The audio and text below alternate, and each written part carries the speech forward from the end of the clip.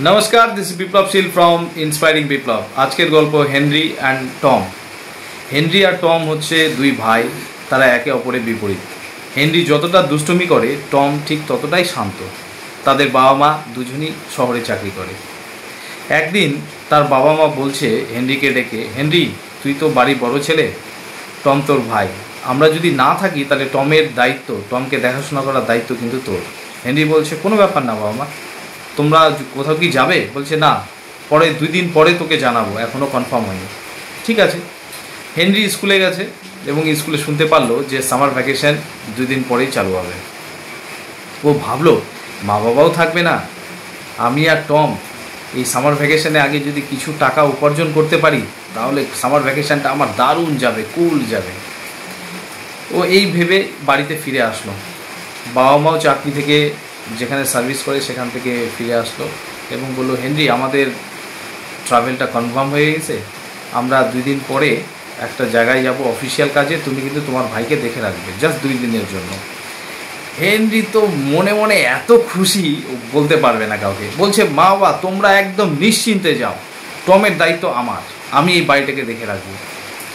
বাবা মা খুশি হলো, তারা তাদের গন্তব্যস্থলে চলে গেল।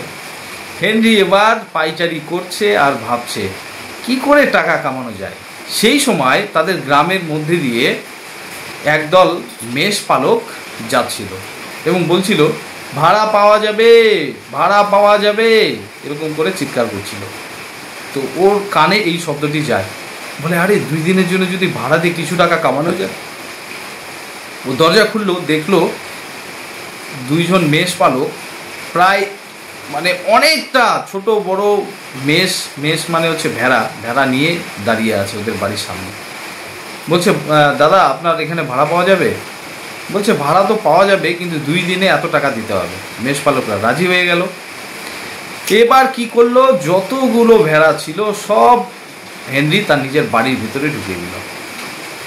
তার ভাইকে তো সে দেখলোই না, ভাই তো নিজেই খাওয়া দাওয়া সব ছেড়ে নিল। ও এবার মেষ পালকদের সঙ্গে জমিয়ে আড্ডা।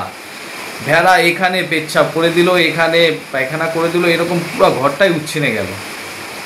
2 দিন পরে যখন মা বাবা আসলো, কলিং বেল বাজালো, হেনরি যেই দরজা খুললো, মা বাবা ঘরের দৃশ্য দেখে অজ্ঞান হয়ে পড়ে গেল।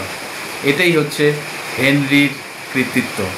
হেনরি সব সময় চায় সে নোংরার মধ্যে থাকবে, সে চায় সে মজা করবে। কেমন লাগলো গল্পটি? বাই।